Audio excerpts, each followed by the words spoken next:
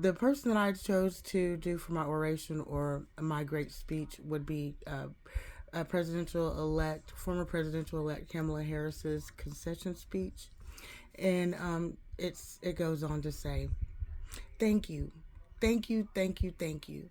So let me say, and I love you back, and I love you back. So let me say, my heart is full today. My heart is full today, full of gratitude for the trust you have placed in me, full of love for our country, and full of resolve. The outcome of this election is not what we wanted, not what we fought for, not what we voted for. But hear me when I say the light of America's promise will always burn bright, as long as we never give up and as long as we keep fighting. She goes on to say, "Look, I am proud of the race we ran, the way we ran it, and the way we ran over it. Over the 107 days of the campaign, we have been intentional about building community and building coalitions, bringing people together from every walk of life and background, united by love of country with enthusiasm and joy in our fight of America's future. And we did it with the knowledge that we all have so much more in common than what separates us now. I know folks are feeling and experiencing a range of emotions right now. I get it. But we must accept the results of this election. Earlier today, I spoke with President elect Trump and congratulated him on his victory. I also told him that we will help him and his team with their transition and that we will engage in a peaceful transfer of power. A fundamental principle of American democracy is that when we lose an election, we accept the results. That principle, as much as any other, distinguishes democracy from monarchy or tyranny, and anyone who seeks the public trust must honor it. At the same time, in our nation, we owe loyalty not to a president or a party, but to the Constitution of the United States, and loyalty to our conscience and to our God. My allegiance to all three is why I am here to say, while I concede this election, I do not concede the fight that fuels this campaign, the fight for freedom, the fight for opportunity, for fairness and dignity of all people.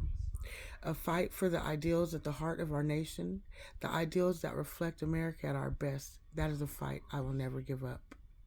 I will never give up the fight for a future where Americans can pursue their dreams, ambitions, and aspirations, where the women of America have the freedom to make decisions about their own body and not have their government telling them what to do. We will never give up the fight to protect our schools and our streets from gun violence. In America, we will never give up the fight for our democracy, for the rule of law, for equal justice, and for the sacred idea that every one of us, no matter who we are or where we start out, has certain fundamental rights and freedoms that must be respected and upheld." She goes on to say, "To the young people who are watching, it is okay to feel sad and disappointed, but know it's going to be okay. On the campaign, I would often say, we fight, we win. But here's the thing. Here's the thing. Sometimes the fight takes a while. That doesn't mean we won't win. That doesn't mean we won't win. The important thing is don't ever give up. Don't ever give up. Don't ever stop trying to make the world a better place. You have power. You have power, and don't you ever listen when anyone tells you something is impossible, because it has never been done before. You have the capacity to do extraordinary good in the world, and so to everyone who is watching, do not despair. This is not a time to throw up our hands. This is a time to roll up our sleeves. This is a time to organize, to mobilize, and to stay engaged for the sake of freedom and justice in the future that we all know we can build together. Look, many of you, I started out as a prosecutor, and throughout my career, I saw people at some of the worst times in their lives.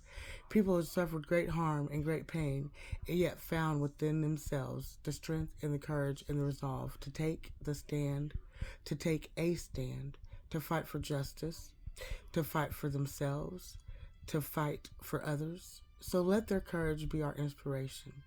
Let their determination be our charge. And I'll close with this. There's an adage an historian once called a law of history, true of every society across the ages. The adage is, only when it is dark enough can you see the stars.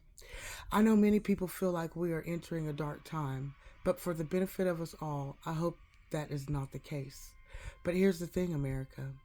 If it is, let us fill the sky with the light of a billion brilliant stars, the light of optimism, of faith, of truth, and service. And may that work guide us, even in the face of setbacks, toward the extraordinary promise of the United States of America.